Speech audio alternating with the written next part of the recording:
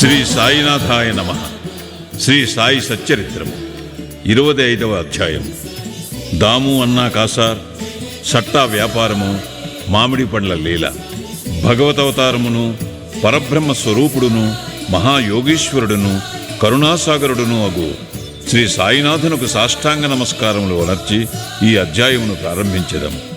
యోగి చూడామణియగు శ్రీ సాయినాథ మహారాజుకు జయమగుగాక. సమస్త శుభములకు నిలయము మన ఆత్మారాముడు, భక్తుల పాలిట ఆశ్రయదాతాయగు సాయికి జయమగుగాక.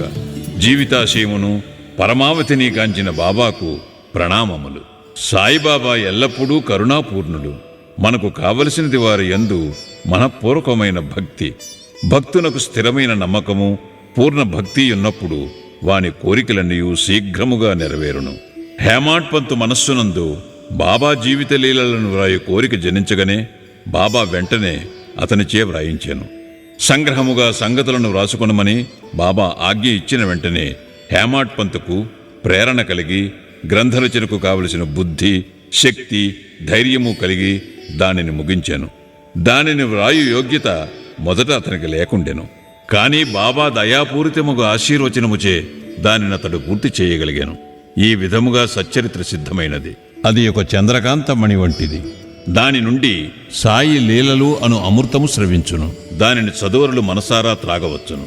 భక్తునకు సాయి యందు పరిపూర్ణమైన హృదయపూర్వకముకు భక్తి కలిగినప్పుడు దుఃఖముల నుండి, అపాయముల నుండి బాబా కాపాడి రక్షించుచుండెను. వాని యోగక్షేమములు బాబా చూచుచుండెను. అహ్మద్నగర్ నివాసియగు దామోదర్ సావల్ రామ్ రాసనే కాసార్ ఉరఫ్ దాము అన్న కథ పైన పేర్కొనిన వాక్యమునకు ఉదాహరణముగా దిగువనివ్వబడినది.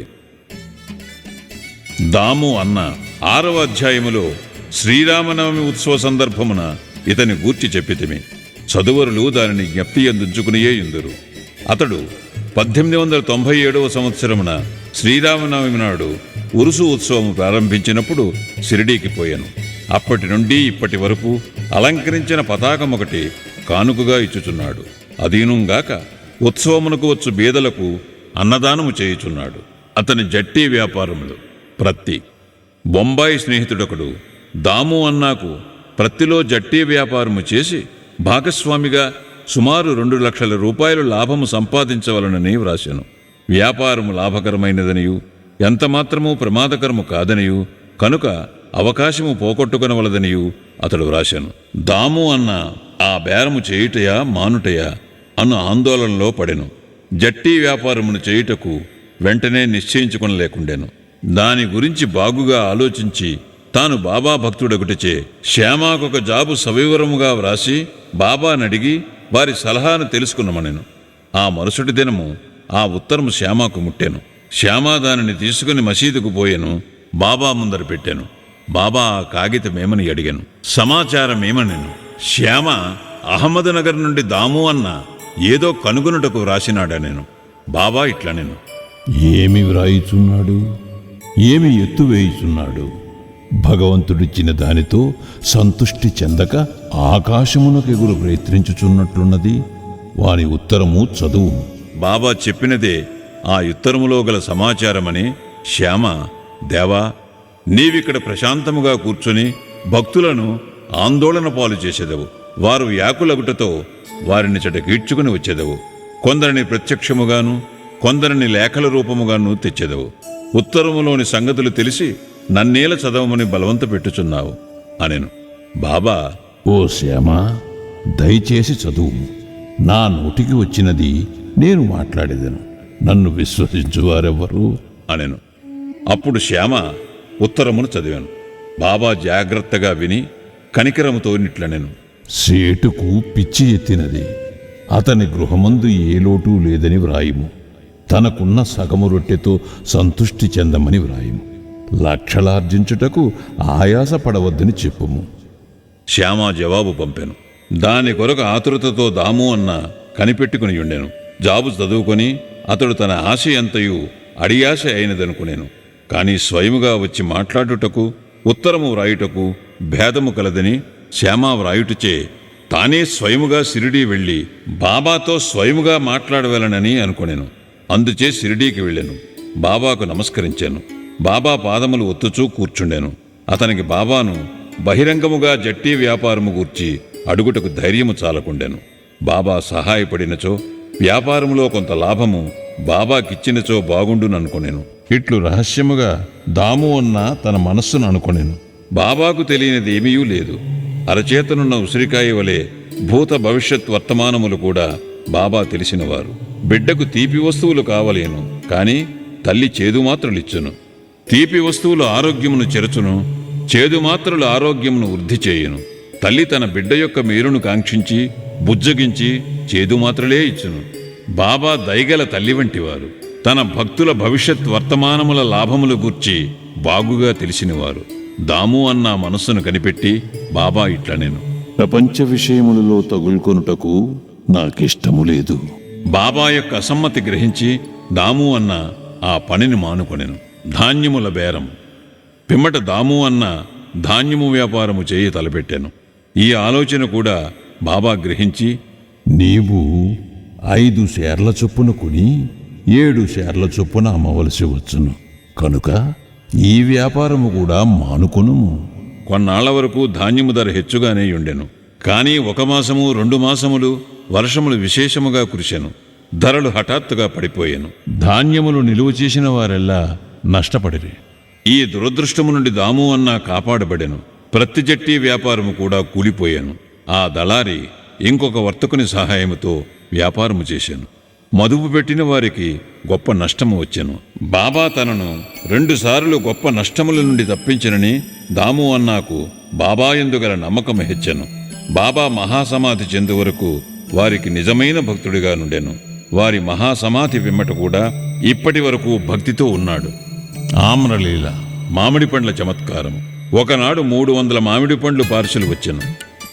రాళేయను మామలతాదారు గోవా నుంచి శ్యామా పేరున ఆ పండ్లను బాబాకు పంపెను. అది తెరుచున్నప్పటికీ పండ్లన్నయూ బాగానే ఉండెను. అది శ్యామా స్వాధీనములో పెట్టిరి. అందులో 4 పండ్లు మాత్రమే బాబా కొలంబాలో పెట్టెను. బాబా ఈ 4 దాము అన్నాకు, అవి అక్కడనే ఉండవలను అనెను. దాము అన్నాకు 2 భార్యలు కలరు. కానీ అతనికి సంతానము లేకుండెను. అనేక జ్యోతిష్యులను సంప్రదించాను. అతను కూడా జ్యోతిష్యమును కొంతవరకు చదివాను. తన జాతకములో దుష్టగ్రహ ప్రభావం ఉండుటచే అతనికి సంతానము కలుగున అవకాశము లేదనుకునేను. కానీ అతనికి బాబా యందు మిక్కిలి నమ్మకము గలదు. మామిడి పండ్లు అందిన 2 గంటలకు అతడు షిరిడీకి చేరి బాబాకు నమస్కరించుటకు పోగా బాబా ఇట్లనెను.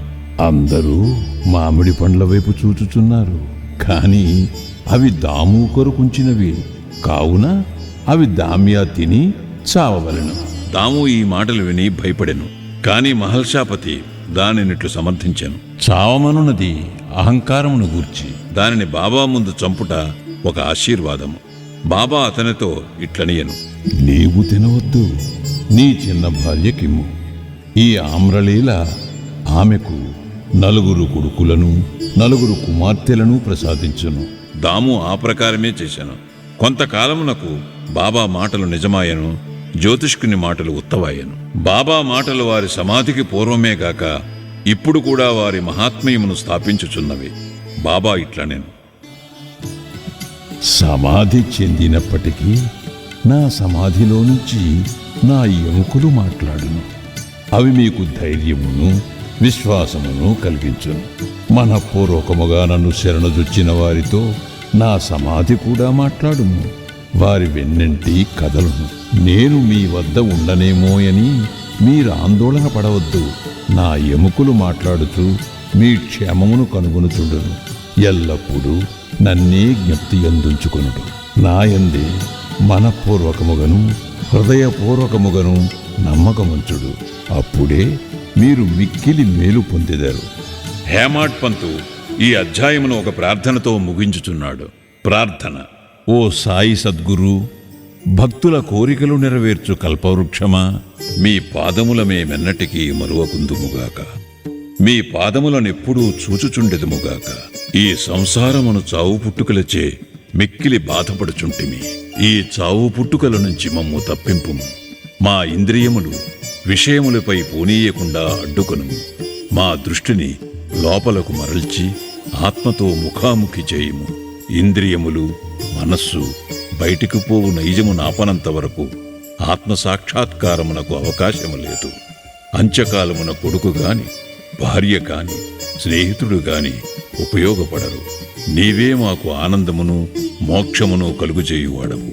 వివాదములందు, దుర్మార్గపు పనులందు మాకు గల ఆసక్తిని పూర్తిగా నశింపజేయుము. నీ నామస్మరణము చేయుటకు జిహ్వ ఉత్సహించుగాక. మా ఆలోచనలను అవి మంచివే ఎగుగాక చెడ్డవే ఎగుగాక తరిమివేయు. మా గృహములను శరీరమును మరచునట్లు చేయుము. మా అహంకారమును నిర్మూలింపుము. నీ నామమే ఎల్లప్పుడూ జ్ఞప్తియందుండునట్లు చేయుము. తక్కిన వస్తువులన్నిటినీ మరచునట్లు చేయుము. మనశ్చాంచల్యమును తీసివేయుము. దానిని స్థిరముగా ప్రశాంతముగా ఉంచుము. నీవు మమ్ములను గట్టిగా పట్టి ఉంచినచో ఆ అజ్ఞానాంధకారము నిష్క్రమించును. నీ వెలుతురునందు మేము సంతోషముగా ఉండెదము. మమ్ములను నిద్ర నుండి లేపుము. నీ లీలామృతము త్రాగు భాగ్యము నీ కటాక్షము చేతను గత జన్మలలో మేము చేసిన పుణ్యము వలనను కలిగినది. దాము అన్న ఇచ్చిన వాంగ్మూలము ఈ సందర్భమును గమనింపతగినది. ఒకనాడు అనేక మందితో నేను కూడా బాబా పాదముల వద్ద కూర్చుని ఉన్నప్పుడు నా మనస్సున 2 సంశయములు కలిగెను. ఆ రెంటికి బాబా ఇట్లు జవాబిచ్చెను. సాయిబాబా వద్ద అనేక మంది గుమ్ముకూడుచున్నారు. వారందరూ బాబా వలన మేలు పొందెదరా? దీనికి బాబా ఇట్లు జవాబిచ్చెను. మామిడి చెట్ల వైపు పూత పూసినప్పుడు చూడుము. పువ్వులన్నయూ పండ్లు అయినచో ఎంత మంచి పట్టయగును. కానీ అట్లు జరుగునా పువ్వుగానే చాలా మట్టుకు రాలిపోవును. గాలికి కొన్ని పిందెలు రాలిపోవును, కొన్ని మాత్రమే మిగులును. ఇది నా గురించి అడిగినది. బాబా భౌతిక శరీరము విడిచిన పిమ్మట నా జీవితమనే ఓడ ఎట్లు నడపగలను? అది ఎటో కొట్టుకుని పోవునా? అయినచో నా గతి ఏమి? దీనికి బాబా జవాబిట్లిచ్చాను. ఎక్కడైనను ఎప్పుడైనను నా గురించి చింతించినచో నేను అక్కడనే ఉండెదను. 1918కి ముందు వారి వాగ్దానము ప్రకారము వారు నెరవేర్చుచుండేరి. 1918 తర్వాత కూడా నెరవేర్చుచున్నారు. ఇప్పటికీ నాతోనే ఉన్నారు. ఇప్పటికీ నాకు దారి చూపుచున్నారు. ఇది 1910-11 కాలములలో జరిగెను. నా సోదరులు వేరుపడిరి. నా సోదరి కాలధర్మమునందెను. దొంగతనము జరిగెను. పోలీసు విచారణ జరిగెను. ఇవన్నీ నన్ను కల్లోలపరిచినవి. నా సోదరి చనిపోగా నా మనస్సు వికలమయ్యాను. నేను జీవితమును సుఖములను లక్ష్యపెట్టలేదు. నేను బాబా వద్దకు పోగా వారు ఉపదేశముతో శాంతింపజేసి అప్పా కులకర్ణి ఇంటిలో బొబ్బట్లతో విందు గావించిరి. నా నుదుట చందనము పూసిరి. నా ఇంటిలో దొంగతనము జరిగినది. నాకు 30 సంవత్సరముల నుండి ఒక స్నేహితుడుండెను. అతడు నా భార్య యొక్క నగలిపెట్టి దొంగిలించాను. అందులో శుభమగు నాసికాభరణము ఉండెను. బాబా ఫోటో ముందు ఏడ్చితిని. ఆ మరుసటి దినమే ఆ మనిషి నగలపెట్టిన తిరిగి ఇచ్చివేసి క్షమాపణ కోరెను. శ్రీ సాయినాథాయ నమః. 25వ అధ్యాయము సంపూర్ణము. సద్గురు శ్రీ సాయినాథార్పణమస్తు. శుభం.